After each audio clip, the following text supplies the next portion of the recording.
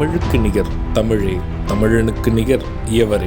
2 அடியில் நம்மால் எதுவும் செய்ய இயலாது என்று எண்ணும் மனிதனிடத்தில் 2 அடி குரலில் எதையும் நம்மால் செய்ய முடியும் என நம்பிக்கையை ஊக்குவித்தது திருக்குறள். வணக்கம் குழந்தைகளே. வணக்கம் பகலவன் ஐயா. இன்னைக்கான குறளை நம்ம பார்ப்போமா? ஓ, பார்க்கலாமே. சரி, பாடத்துக்குள்ள போலாம். இன்னைக்கான குறள் அதிகாரம் 43, அறிவுடைமை. குறள் எண் 430. அறிவு உடையார் எல்லாம் உடையார் அறிவிலார் என்னுடைய ரேணும் இலர். ஐயா, நீங்க சொன்ன இந்த குறளோட பொருள் என்ன?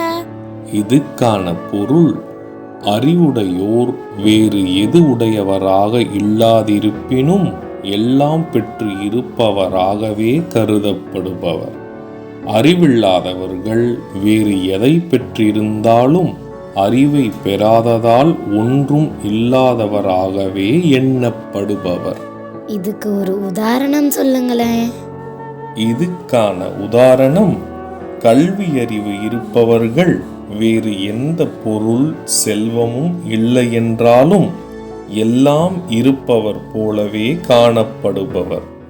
கல்வி அறிவு இல்லாதவர்கள் பொருள் வளம் செல்வ வளம் என அனைத்து வளம் இருந்தாலும் ஏதும் இல்லாதவரை போலவே காணப்படுபவர். நான் சொன்னது உங்களுக்கு புரிஞ்சுதா தீரன், இலக்கியா? நல்லா புரிஞ்சுது ஐயா. இனி இந்த குறள் எங்களுக்கு மறக்கவே மறக்காது. சரி பசங்களா, நாளைக்கும் இதே மாதிரி சுவாரஸ்யமான குறளை பார்ப்போம். நீங்க வீட்டுக்கு போன உடனே என்ன பண்ணணும்? இன்னைக்கு நாங்க படிச்ச குறளை அப்பா அம்மா கிட்ட சொல்லி காட்டுவோம்.